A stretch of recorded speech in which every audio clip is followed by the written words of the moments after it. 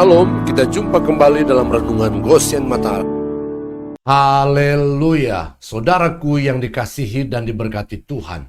Renungan pagi hari ini bertema, waspadalah tertidur di masa penantian. Bacaan firman terambil dari kitab Matius pasal 25 ayat 1 sampai ayat 5. Demikian firman Tuhan. Pada waktu itu hal kerajaan sorga seumpama 10 gadis yang mengambil pelitanya dan pergi menyongsong mempelai laki-laki. 5 di antaranya bodoh dan 5 bijaksana. Gadis-gadis yang bodoh itu membawa pelitanya, tetapi tidak membawa minyak. Sedangkan gadis-gadis yang bijaksana itu membawa pelitanya dan juga minyak dalam buli-buli mereka. Tetapi karena mempelai itu lama tidak datang-datang juga, mengantuklah mereka semua lalu tertidur. Dalam sepekan ke depan, kita akan berbicara dan membahas tentang mewaspadai mengalami ketiduran rohani di masa dan di saat sedang menantikan kedatangan Tuhan Yesus kedua kali ke bumi ini.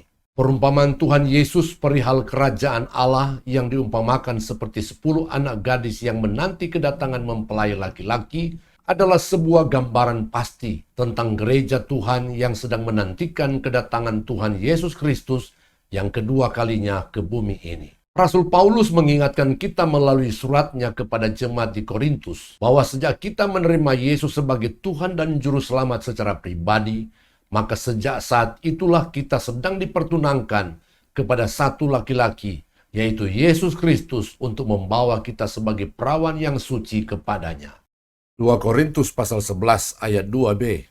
Karena aku telah mempertunangkan kamu kepada satu laki-laki untuk membawa kamu sebagai perawan suci kepada Kristus. Masalahnya adalah Rasul Paulus mengalami kecemburuan ilahi karena ia takut jangan sampai jemaat Korintus yang sedang dipertunangkan dengan Yesus ternyata ditipu dan tertipu sama seperti Hawa istri Adam yang terpedaya oleh kelicikan ular. 2 Korintus 11 ayat 3. Tetapi aku takut kalau pikiran kamu disesatkan dari kesetiaan kamu yang sejati kepada Kristus, sama seperti Hawa diperdayakan oleh ular itu dengan kelicikannya. Salah satu peringatan Tuhan melalui perumpamaan tersebut adalah ke-10 anak darah tersebut mengantuk dan tertidur di masa penantian mereka akan datangnya sang mempelai laki-laki. Karena mereka menunggu cukup lama dan mempelai laki-laki tidak datang-datang juga, maka mereka pun mengantuk dan tertidur. Bersyukur mereka memang tetap terbangun saat mempelai laki-laki itu datang. Tetapi sayang sekali, tidak semuanya bisa menyongsong mempelai itu. Karena tidak bisa dan tidak ada lagi kesempatan untuk mempersiapkan diri dengan baik dan maksimal untuk menyambut sang mempelai. Saudaraku yang terkasih di dalam Yesus, kita sebagai gereja Tuhan sedang menanti kedatangan Yesus kedua kali. Apakah kita sedang mempersiapkan diri kita dengan sungguh-sungguh sehingga kita akan menyongsong dan menyambut Yesus saat kedatangannya? Ingatlah, kesempatan tidak selalu akan ada.